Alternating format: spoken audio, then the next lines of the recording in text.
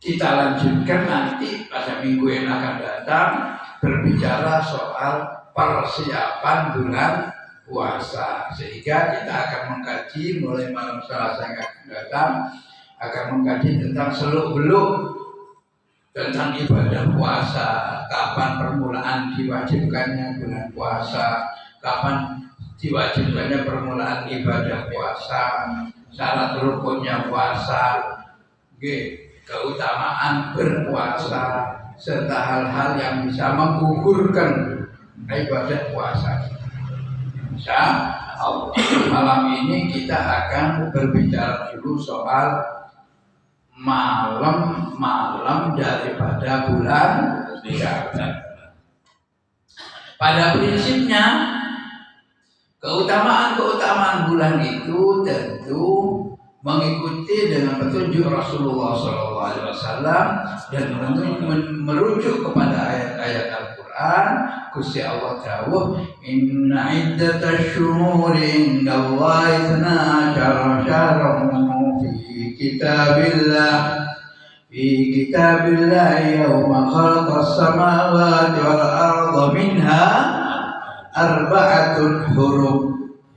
Berdasarkan ayat ini, bulan yang mulia, bukan bulan yang mulia, yang lebih mulia, yang terhormat, itu 4 di antara 12 bulan, yaitu bulan Dzulhijjah, bulan Muharram, Dzulqa'dah, bulan Muharram, Dzulqa'dah, Dzulhijjah, Muharram dan Rajab. Ini bulan mulia. Bulan mulia karena jati dirinya bulan tersebut memang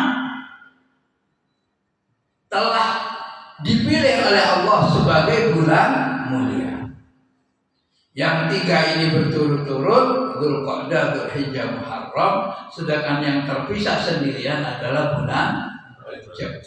Makanya satu di antara doa yang mustajab menurut sabda Rasulullah SAW, dari 5 doa yang mustajab terus dikaji Nabi, satu di antaranya adalah awwalul lailatin min Rajab, malam pertama daripada bulan Rajab.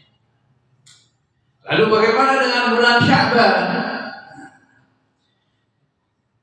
Allah Subhanahu wa ta'ala memberikan kemuliaan dan ciri khusus kepada beberapa bulan tertentu itu yang tidak didapatkan pada bulan yang lain.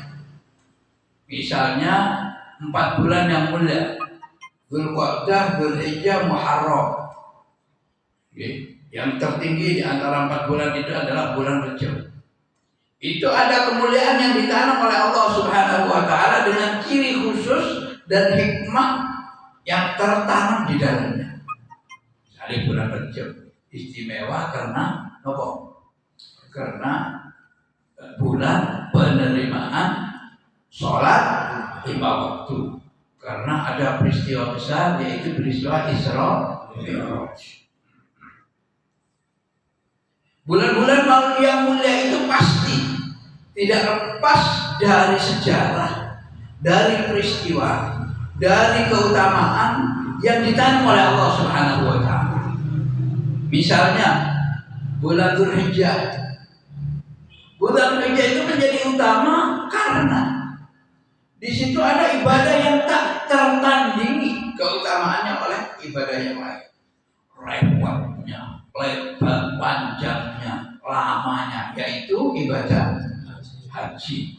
Ada pengorbanannya yang disebut dengan fidyah, dan lain sebagainya. Keutamaan bulan Muharram itu juga mulia. Karena apa? Karena di situ menyimpan makna sejarah yang luas. Apa itu? Perjuangan para nabi dan rasul yang terdahulu. Sejarah Nabi Musa menghadapi Fir'aun, sejarah Nabi Ayub terbebaskan dari cobaan penyakit dan berbagai pancaroba yang menimpa beliau, keberhasilan Nabi Yunus alaihi salam terselamatkan dari nopo jenenge dari ya yang telah dimakan oleh ikan hiu tapi masih dilindungi, diselamatkan oleh Allah Subhanahu wa taala.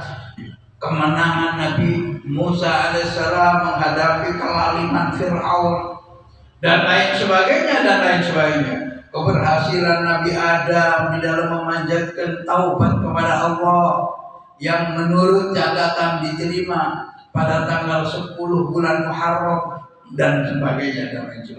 Jadi kemuliaan bulan yang telah diberikan, dititahkan Allah kepada masing-masing bulan itu, kemuliaannya pasti menyimpan kemuliaan sejarah, kebesaran peristiwa, dan tingginya hikmah yang tertanam di dalamnya. Rajab itu menjadi mulia karena bulan-bulan di mana Allah Subhanahu wa taala memberikan keistimewaan, termasuk di antaranya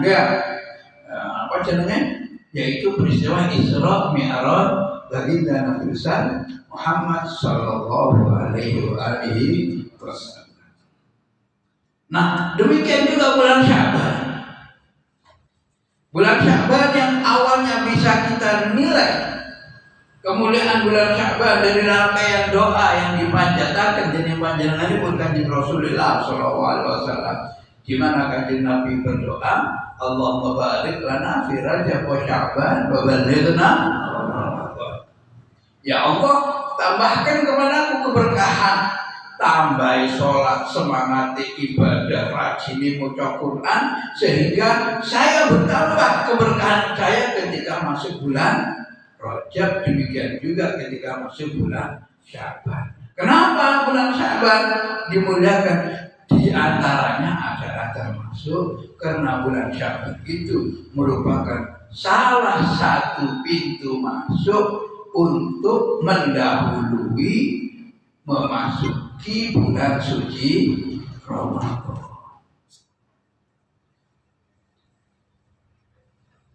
Karena bulan Ramadan ini, kalau bulan Ramadan bukan sekedar bulan mulia, tapi sudah bulan suci, bulan yang tidak tertandingi oleh bulan-bulan yang lain. Jadi tertinggi dari seluruh bulan Allah Subhanahu wa taala yang 12 itu yang bulan Ramadan. Jelas itu sudah bulan suci.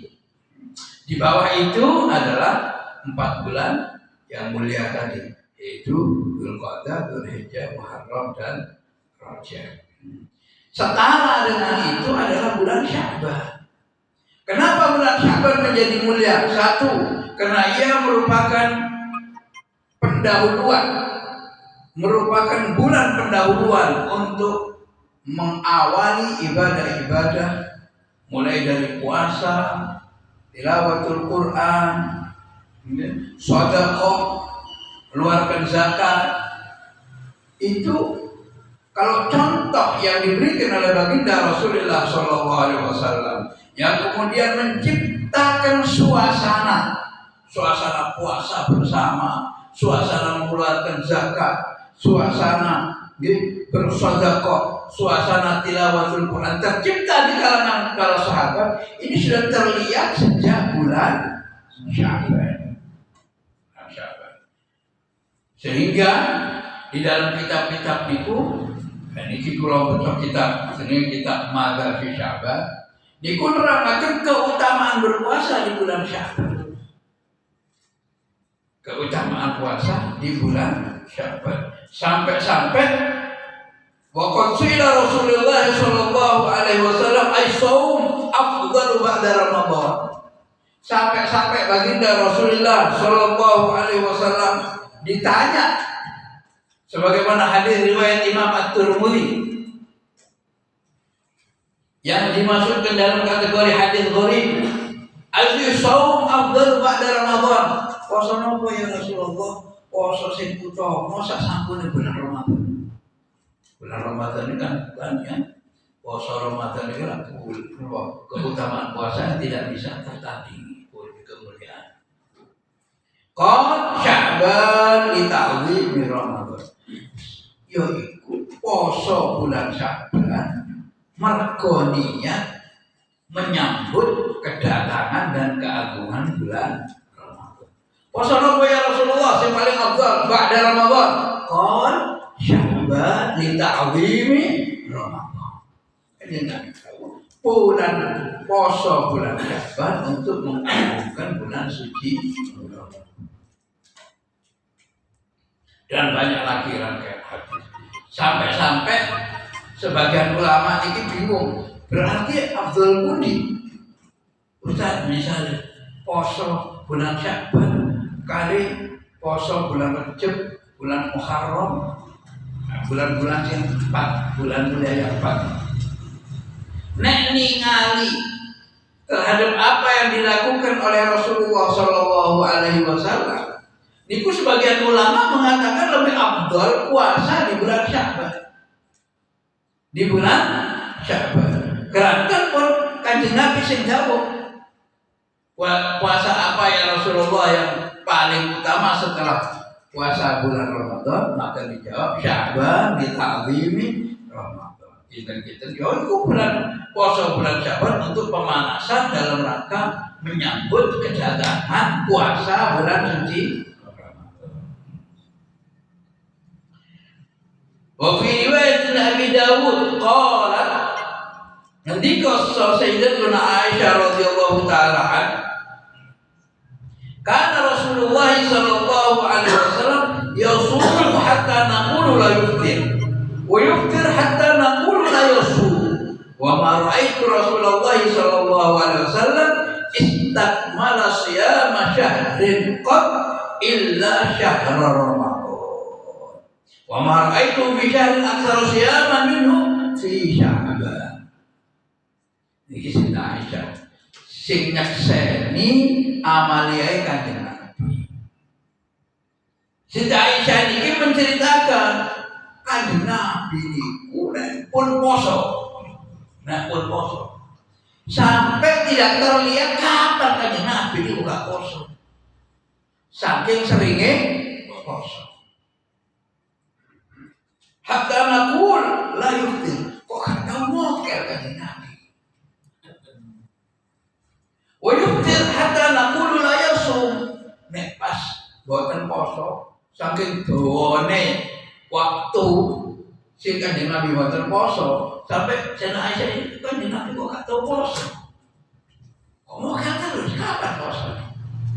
Tapi ujungnya esun gak tahu ningali Kanjeng Nabi menyempurnakan puasa sebulan penuh kecuali bulan Ramadan. Nah, kecuali nek bulan poso Kanjeng Nabi niku posone sebulan pet. Nah, cara lare gresik. Sebulan penuh. Lajeng terus Sayyidah Aisyah wa ma ra'aitu fi syahrin aktsara siyaman minhu fi Sya'ban. Demikian pula saya melihat Kanjeng Nabi niku nek poso gak koyo akeh nek poso di bulan Sya'ban. Ini menunjukkan bahwa puasa di bulan Sya'ban itu mempunyai nilai tersendiri karena dilakukan begitu lamanya, begitu banyaknya, begitu seringnya Rasulullah berpuasa di bulan Sya'ban. Ini antaranya. Sehingga monggo kita hormati apa jenenge bulan Sya'ban ini dengan berpuasa. Kemuliaan bulan Sya'ban itu juga ditandai dengan peristiwa-peristiwa besar yang terjadi di bulan Sya'ban. Napa di antaranya? Tercatat di dalam sejarah bahwa di bulan Sya'ban ini terjadinya tahwilul qiblah.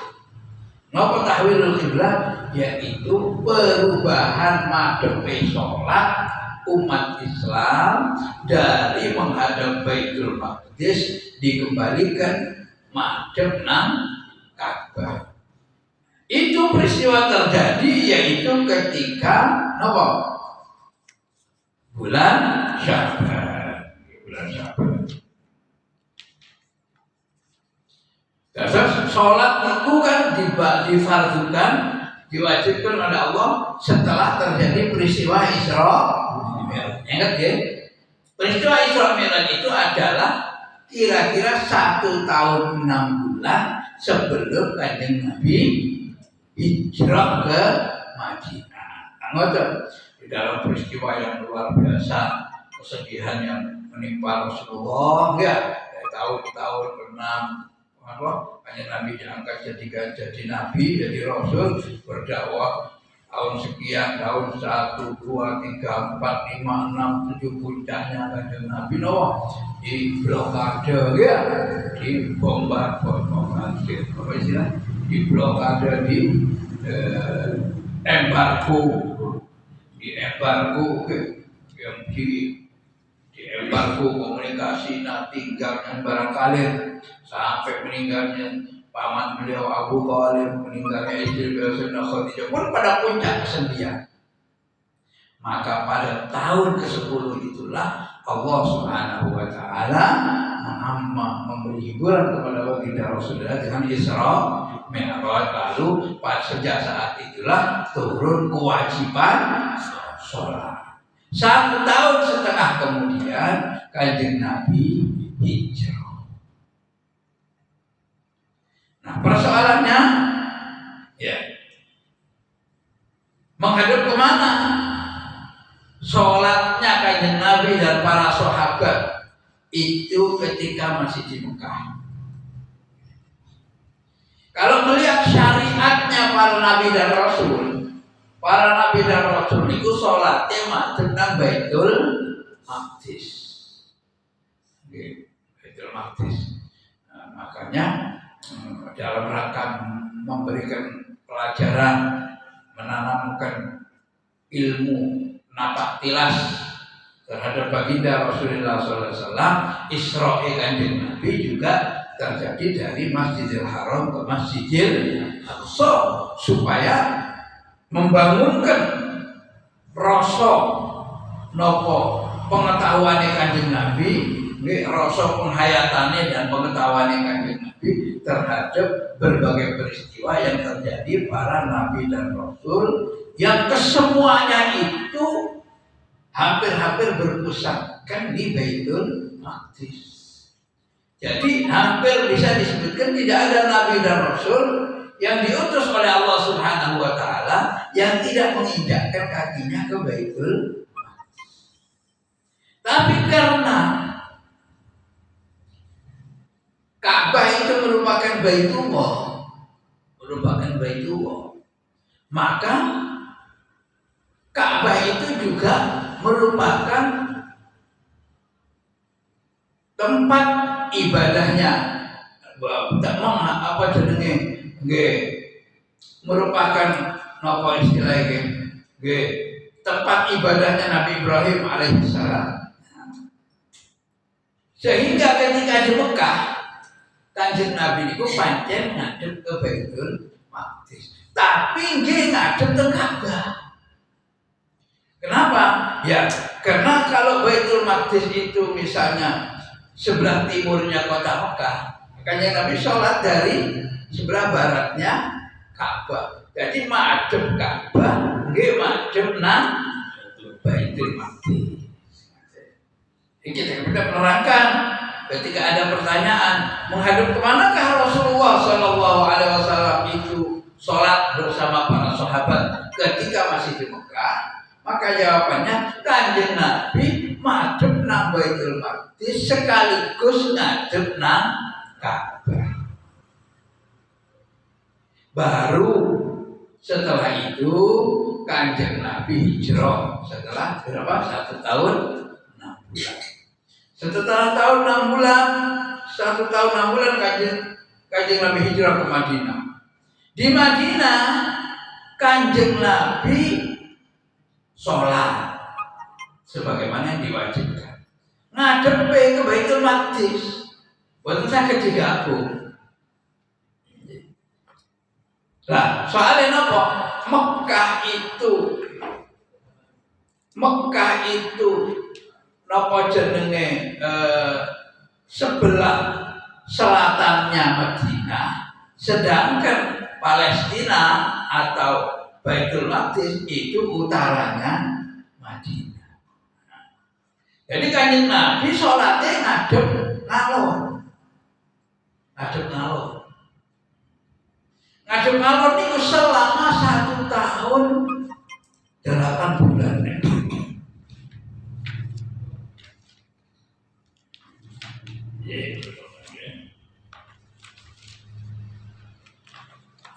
Peristiwa tahwilul qiblah atau merubahnya Allah Subhanahu wa taala dari menghadap ke Baitul Maqdis, Kanjeng Nabi dikembalikan ke menghadap ke Ka'bah itu adalah setelah beliau tinggal di Madinah itu kira-kira 1 tahun setengah.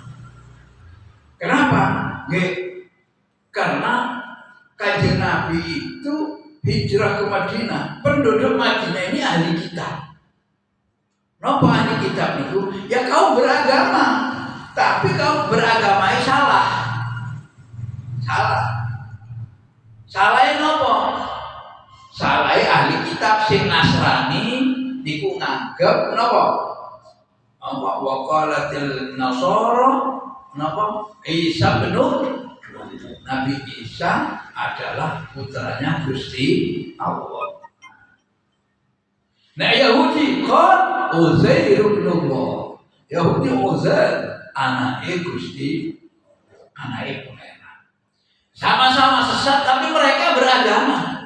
Oleh karena beragama itulah maka masyarakat Madinah ini terkenal santun, terkenal kalem, kategoan.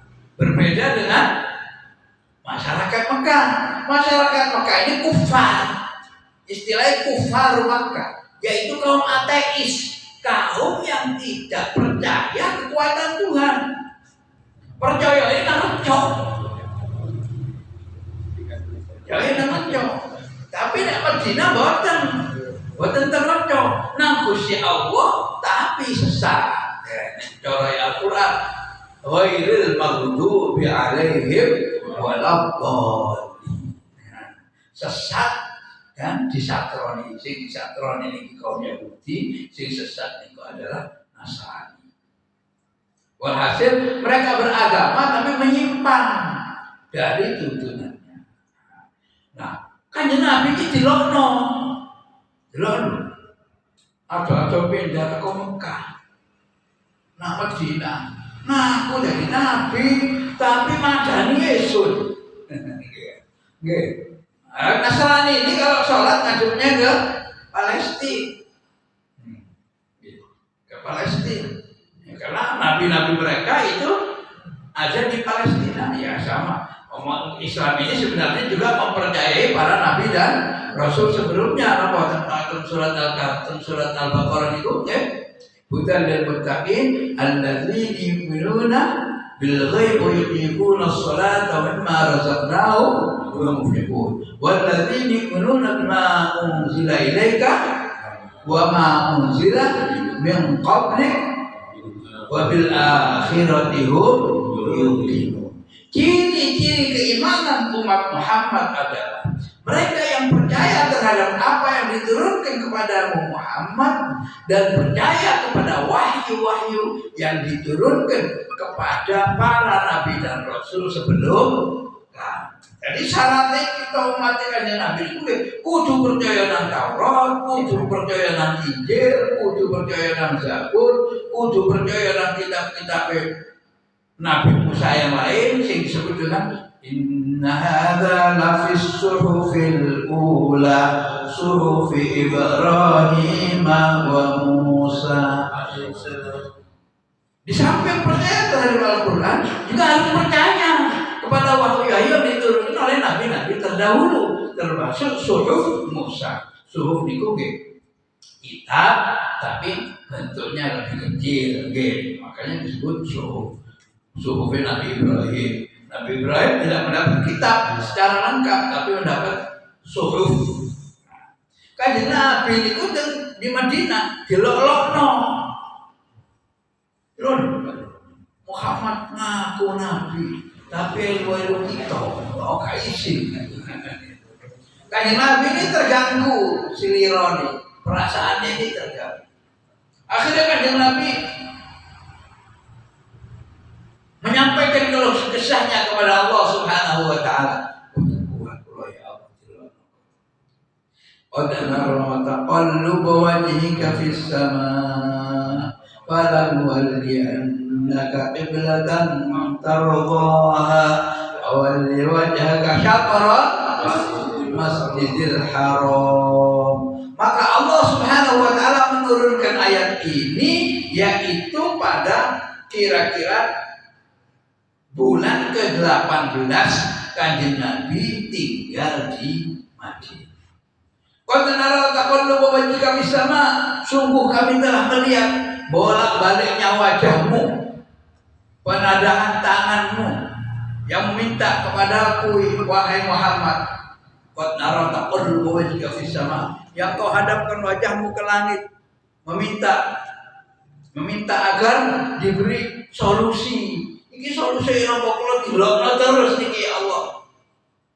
Insyaallah falan waliyannaka qiblatan tardah. Sungguh aku akan memalingkan engkau wahai Muhammad terhadap kiblat tardah yang engkau sukai, yang engkau marmi, tardah yang engkau sukai.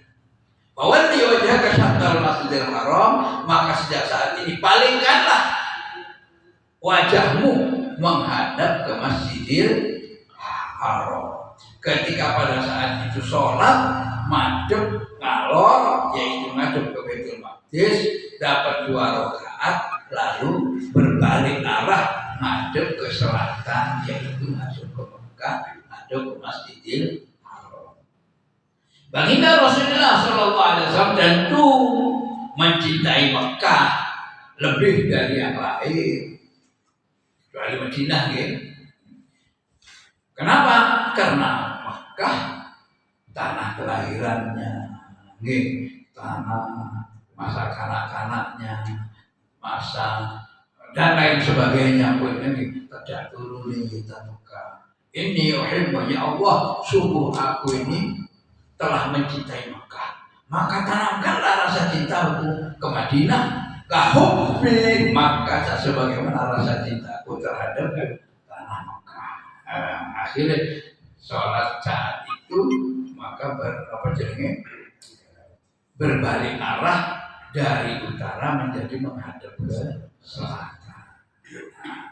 Ini terjadi di bulan Sya'ban, sehingga bulan Sya'ban disebut dengan Syahrul Tahwilil Qiblah.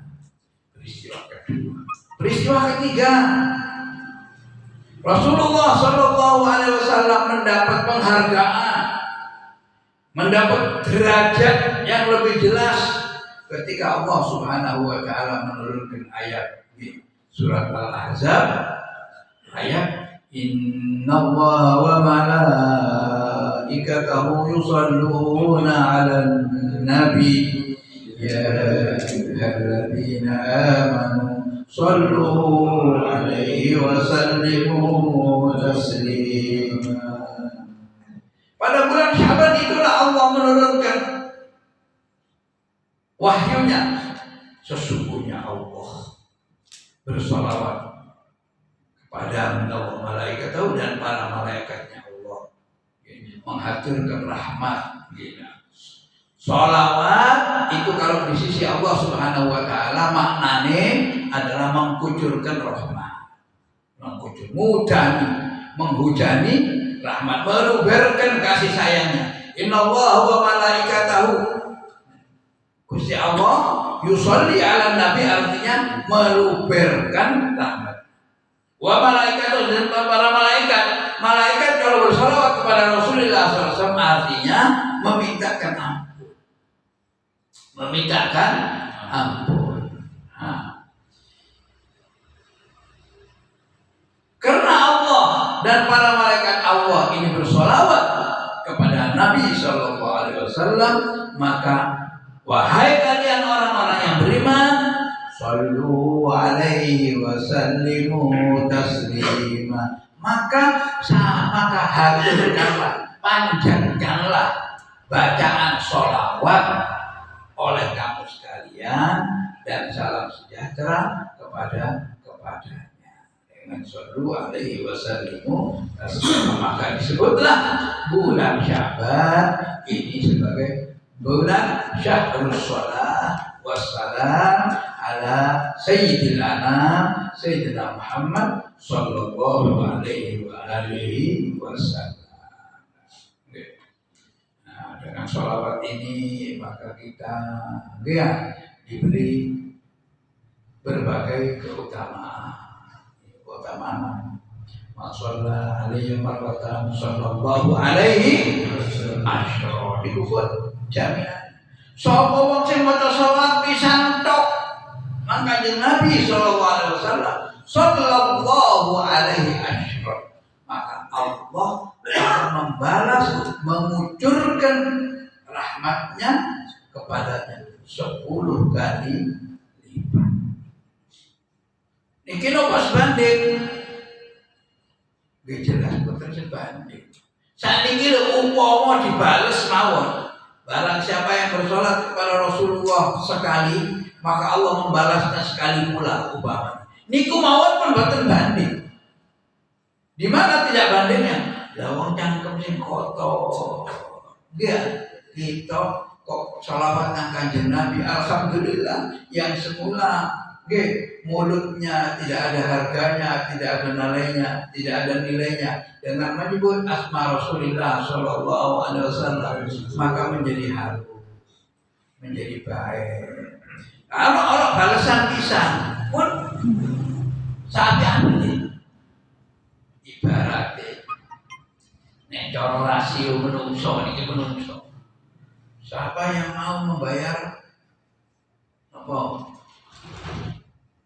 Bayar pajak lah umpamanya enggak. Barang siapa yang mau membayar pajak senilai 100.000, maka ia akan mendapat hadiah baju dari Presiden Republik Indonesia. Satu baju. Tapi pun sing 1.000 sing sampean bayar nang pajak kali pakaian sing teko presiden. Nilainya loh, nilai budget ke presiden mari ngono sampean rela larang. Lah kelambi walaupun pun amok, kelambine presiden RI sing jenenge Haji Abdurrahman Wahid dilelang untuk ratusan juta. Terus beberapa waktu yang lalu, bekas bajunya presiden RI Gus Dur dilelang. Nah, baru menungso sing kelasnya sak wonten. Sedangkan kita itu mendapat stimulasi, mendapat dorongan, mendapat janji dari Allah. Sapa sing sholawat pisan ae, Gusti Allah melimpahkan balasan 10 kali lipat. Pemane gelem 1000 bendino. Alhamdulillah. Apa mana iso 10 alhamdulillah. Kita harus menjaga komitmen itu. Kita bersyukur kepada Allah Subhanahu wa taala. Mbah bentuk sholawatnya kaya apa? Mbah sholawat kita itu benar bernilai sholawat yang ngarsane Allah Subhanahu wa taala. Nggih, mbah dianggap diremeh iki wong mabuk maca sholawat. Misalnya kan, merasa maca sholawat padahal mabuk, ya lo gak mabuk, sholawat baca HP, mabuk ya apa? Sholawat, orang-orang 500, 5.000. Dia sakit tengok tu gimana nopo. Tapi ojo aku sampurno, ya alhamdulillah, tak nomari ngono, ya. Artinya jeremik. Jadi kita maca sholawat 10 pirang-pirang bulan. Macam susah. Jangan maca sholawat. Hadir nang mushola, iso seneng bek mushola itu. Kamu metu kamu sholat langsung dagangan omsetnya mudah. Cuma arep bagi musola. Ya tidak seperti itu. Yang tahu tentang mutu dan kualitas ibadah kita hanya Allah Subhanahu wa Ta'ala. Yang tahu tentang bahwa kita ini diberi kebutuhan kita oleh Allah Subhanahu wa Ta'ala. Ini kok Gusti Allah. Lah kadang-kadang kita ini merumuskan kebutuhan saja keliru. Ngoyo. Mbok dodol apa? Ya. Nggih. Ketika mendapatkan uang, iso tuku mobil. Ya. Begitu punya mobil, lalu wis gak tambah ketok no kampung, tambah jarang ketok. Ono undangan tahlilan kampung sing biyen selalu datang. Sejak punya kendaraan, angel hati. Gila betul. Itu habis ono ketok, tidak bisa menerjemahkan, merumuskan kebutuhan. Sampai saya anak-anak, mergo sekolah kok sepeda motor, sampai utang-utang. Ya, dadano, nggih, anak sing asale gelem sholat jamaah, tambah gak gelem sholat jamaah malah umpama niki malah akhir kecelakaan, malah iki. Biyen nalika durung duwe angkot, nggih, tenang, enak. Baru duwe angkot, waduh, ambek supir. Salah itu, ambek supir. Nggih. Saiki pun ada angkot Grab pun. Waktu dulu usaha ngomong, ya nyaman, sholat jamaah. Baru ibu Grab, nggih, kendaraan telu, tambah lurune 5. Akhirnya beda hitungan, ambek supir wengi atine grundel. Ini menunjukkan bahwa kita belum kuat untuk diberi dunia akeh. Jadi bagaimana? Yang penting kita itu merasa bersyukur kepada Allah Subhanahu wa Ta'ala. Alhamdulillah. Biyen kalau halako awal rumah. Saiki opo hasil yang penting iso melok pengajian malam Selasa. Alhamdulillah. Muga-muga dilebono nang dawuh Kanjeng Rasulullah sallallahu alaihi wasallam. Apa? Majtama'a qaumun yatluna ayatillah. Sing intine gak ono perkumpulan yang kemudian berkumpul di satu perkumpulan. Gak ono menungso yang lalu mengadakan suatu perkumpulan lalu membaca ayat Allah, membaca hadis Rasulullah sallallahu alaihi wasallam, illa hafathumul malaika wa khashiyatuhumur rahmah wa dzakarallahu fi man indahu. Abu kama qala sallallahu alaihi wasallam. Terus Kanjeng Rasulullah, tidak ada satu perkumpulan yang dimana dibacakan di situ ayat-ayat Allah, kalamullah, dibacakan sabda-sabda Rasulullah sallallahu alaihi wasallam, kecuali perkumpulan tersebut dihujani rahmat oleh Allah Subhanahu wa Ta'ala. Wa khasyatuhumul malaika,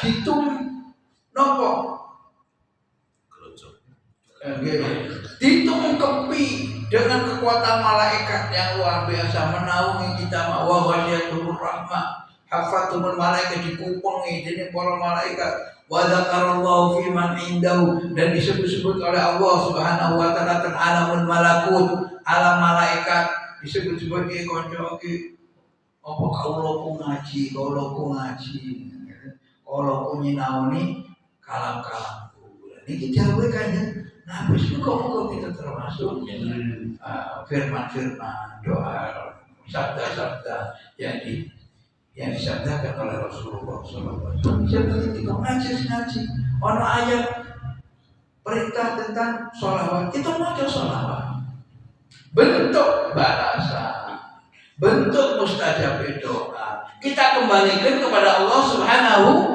Yang pasti innallaha la yukhliful, pasti sama sekali Gusti Allah tidak mungkin meleset janjinya.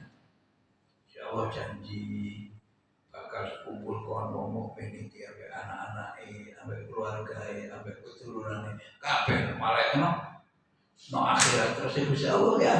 Walladzina amanu wa taba'tum dzurriyyatahum biimanin alhaqna bihim dzurriyyatahum pasti dikumpul. Wis kita yakin pokoknya sing penting anake. Dia dikongkon sholat sing bener, dikongkon sekolah sing bener. Insyaallah kumpul kita juga insyaallah iso kumpul akhirat maneh. Nggih, barokah para guru, barokah para muallim. Demikianlah sebagian daripada peristiwa yang tertanam sebagaimana yang kita baca dalam hadis-hadis Rasulullah SAW yang tertuang di dalam bulan Sya'ban.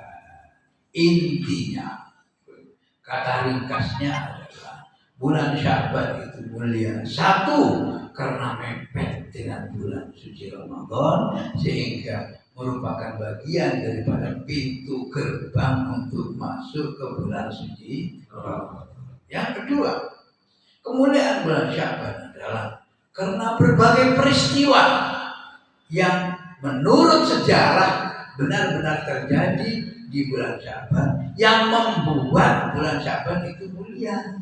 Ini jadi peristiwa perpindahan Ka'bah, peristiwa kiblat yang asalnya ke Baitul Maqdis ke Mekah.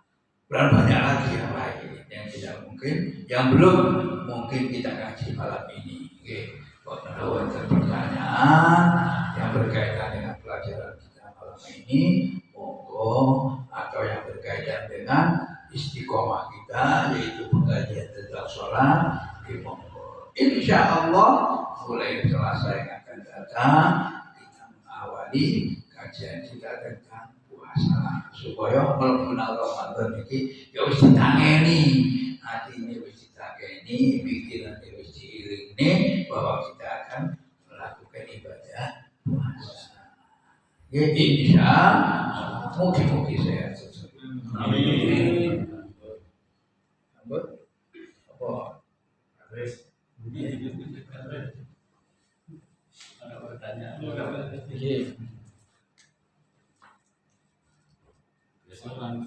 Kalau peristiwa namanya disebut apa nih? Mungkin. Enten sing kurang yaitu malam nisfu Sya'ban. Pancen nomor setunggal, supaya nomor loro pancen pun kula bahas masa pengajian yang lalu. Salah satu kemuliaan yang ditanam oleh Allah Subhanahu wa taala di bulan Sya'ban ini adalah malam nisfu Sya'ban. Malam nisfu Sya'ban artinya malam pertengahan dari bulan Sya'ban. Di dalam hadis-hadis Rasulullah Shallallahu Alaihi Wasallam itu diterangkan bahwa di bulan Sya'ban ini terjadi kepastian yang ditulis oleh Allah Subhanahu wa taala tentang nasib seorang makhluk, tentang nasib seorang hamba. Apakah dia dapat jatah umur 63 tahun, apakah umur 20 tahun, apakah rezekinya ini banyak, dan apakah istrinya ini satu, apa dua, apa empat. Apakah walhasil seluruh rangkaian dan perjalanan kehidupan seorang hamba niku menurut salah satu sumber hadis itu ketetapannya adalah pada malam nisfu Sya'ban yang dalam bahasa Arab disebut malam takdirul a'mal. Apa jenenge? Malam takdirul amal. Takdirul amal itu kepastian napa jenenge? Takdirul a'mal, kepastian umur. Selain itu disebut-sebut malam nisfu Sya'ban itu raf'ul a'mal. Raf'ul a'mal itu ada pelaporan apa? Amal perbuatan, bukan sekedar amal soleh, tapi segala jenis perbuatan manusia. Pelaporan yang sifatnya tahunan itu terjadi di malam nisfu Sya'ban. Kanjeng Nabi sallallahu alaihi wasallam ditangleti, nopo ya Kanjeng Nabi panjenengan nek poso bulan Sya'ban iki kok kathah. Terus Kanjeng Nabi, yo bulan malam nisfu Sya'ban itu, bulan Sya'ban ini bulan pelaporan amal. Maka saya senang kalau amal saya dilaporkan sedangkan saya dalam keadaan puasa. Malam nisfu Sya'ban. Malam nisfu Sya'ban juga disebut-sebut ya sebagai apa? Malam apa itu? Dari takdirul a'mal, yaitu ketentuan tentang nasib seorang hamba. Makanya sebagian ulama dan menurut tuntunan para ulama, kalau malam nisfu Sya'ban lalu kita membaca doa, Allahumma ya dzal manni wa la yumannu alaik. Apa terusan? Allahumma in kunta katabtani fi ummil kitabi syaqiyan aw mahruman aw mutarran fil rizqi famhu Allahumma. Apa terusan? Waktubni sa'idan marzuqan muwaffaqan lil khairat ya Allah. Apabila engkau tulis pada malam hari ini nasibku dalam keadaan celaka, maka rubahlah nasib celaka itu dengan keberuntungan. Ya Allah, apabila engkau tulis umurku ini pendek, maka aku mohon agar umurku ditulis menjadi umur panjang, sehat walafiat. Kalau tertulis di sana, kalau ternyata tertulis di sana, nopo rizkiku sempit dan seterusnya. Allahumma sa'idan, tertulis sebagai orang yang bahagia, penuh rezeki dan seterusnya. Nah, karena ini ada sumbernya, tentu nopo jenenge memang tidak menjadi kesepakatan para ulama boten. Ini salah satu sumber yang menjadi pendapat sebagian ulama. Perkara enten sing boten nerima. Lah apa malam nisfu Sya'ban ya. Nggih, ya itu bebas mawon mboten boten wajib. Duduk rukunnya sesuatu, duduk syaratnya sesuatu, duduk fardunya sesuatu. Tapi ada hadis yang menerangkan itu, maka kita amalkan. Bon, saniki terus para ulama. Saniki misale. Nggih. Hadise keliru upama, hadise anggapan keliru. Lha keliru lho kok dadi dosa sing wong njaluk. Wong donga. Niki lak donga. Ternyata hadise keliru. Ya donga masa dosa wong njaluk. Nggih. Saiki nek hadisnya bener, ya untung aku, rugi sira. Salah satu hadisnya, nggih, niku hadis sahih. Malah hadisnya Bukhari. Pada suatu malam, Sayyidatuna Aisyah itu kehilangan Rasulullah. Tengah dalu, kok Rasulullah begitu kan? Sayyidatuna Aisyah ngelilir, kok mboten wonten. Kita lihat posisi rumah Rasul itu kan pancen di sebelahnya Baqi, ya. Ujung bagian paling kanan dari Masjid Nabawi. Sebelah kanannya lagi adalah Makom Baqi. Makom Baqi itu ya makam penduduk Madinah. Mulai sebelum Kanjeng Nabi ke Madinah sudah menjadi kuburan umum. Nah, kok Sayyidah Aisyah kehilangan?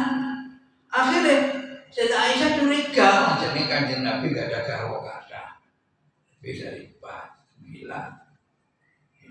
Lajeng, faqadtu Rasulullah sallallahu alaihi wasallam, aku kehilangan Rasulullah. Akhirnya tak boleh. Fa idza huwa bil Baqi. Tiba Kanjeng Nabi niku tembaki ketok ireng-ireng di kegelapan malam ngoten. Kon ayo Kanjeng Nabi ade tambah suwe tambah cedek oh jelas Kanjeng Nabi. Terus Kanjeng Nabi apa sampean curiga wedi dikecewakan utusane Gusti Allah, dikecewakan Gusti Allah. Terus Kanjeng Nabi nggih hadis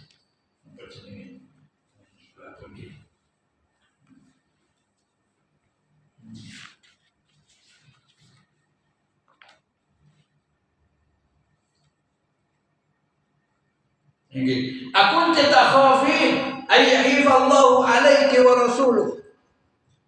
Apa sampean wedi dikecewakno utusane Gusti Allah ta? Wedi dikecewakno Gusti Allah ta? Fakultu apa jawab Siti Aisyah. Zanantu annaka ataita ba'da nisa'i.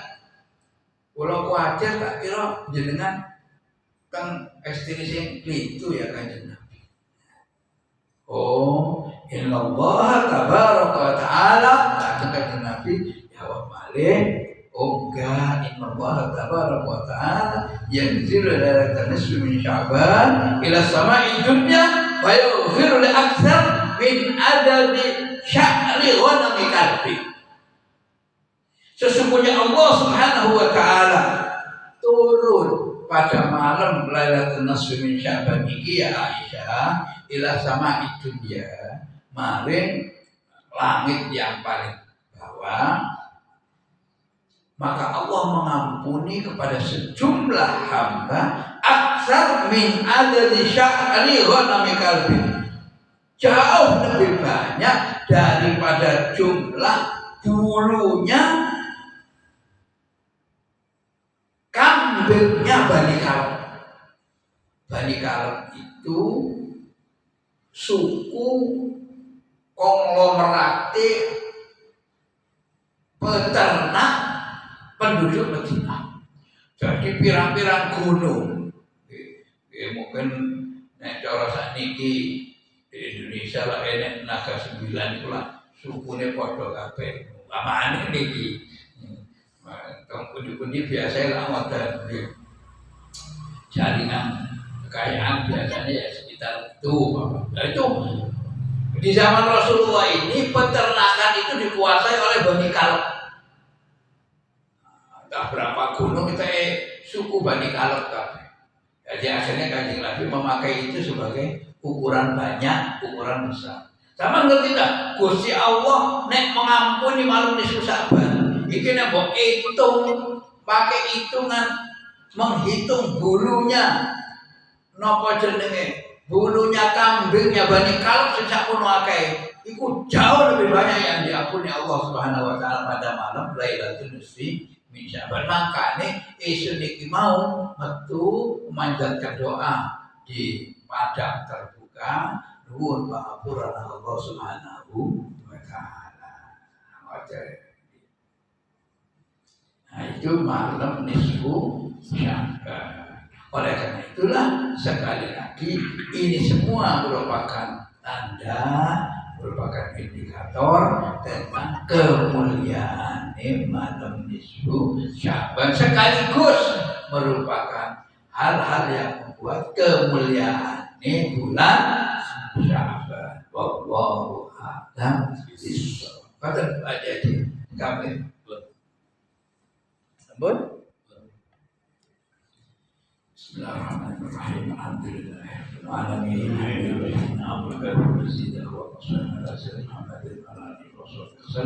Allahumma rabbana anfa'na bima 'allamtana wa bi'ilmina alladhi yanfa'una. Rabbana iftah 'alaina hikmataka wa anshur 'alaina min khaza'ini rahmatika ya arhamar rahimin ya rabbal alamin ya rabbal alamin. Allahumma nas'aluka ilman nafi'a wa amalan mutaqabbala wa lisanan dhakira wa qalban khashi'an wa lisanan dhakira wa rizqan wasi'an halalan thayyiban wa barakan Ya Allahumma inna na'udzubika min ilmin la yanfa wa qalbin la yakhsha wa amalin la yarfa wa du'ain la yasma. Allahumma inna na'udzubika min al-hammi wal hazan wa na'udzubika min al-'ajzi wal kasal wa na'udzubika min al-jubni wal bukhl wa na'udzubika min ghalabati ad-dayni wa qahri ar-rijal wa bika wa matika ya akramal akramin wa ya arhamar rahimin wa bi barakati hadzal majlis al-mubarak. Allahumma ihdina bi hudaka waj'alna mimman nusari fi ridhaka wa la tudillina waliyan siwak wa la taj'alna mimman khalafa amraka wa asaka wa hasbunallahu wa ni'mal wakeel wa la hawla wa la quwwata illa billahil aliyyil azim. Wa sallallahu ala sayyidina Muhammadin wa ala alihi wa sahbihi wa sallam. Alhamdulillahi rabbil alamin. Subhanakallahumma wa bihamdika asyhadu an la ilaha illa anta nastaghfiruka wa natubu ilaik. Subhanallahumma wa bihamdika asyhadu an la ilaha illa anta nastaghfiruka wa natubu ilaik. Subhanallahumma wa bihamdika asyhadu an la ilaha illa anta nastaghfiruka wa natubu ilaik. سبحان ربك رب العزة عما يصفون وسلام على المرسلين والحمد لله رب العالمين. أقول قولي هذا وأستغفر الله لي ولكم والسلام عليكم ورحمة الله وبركاته. Waalaikumsalam warahmatullahi wabarakatuh.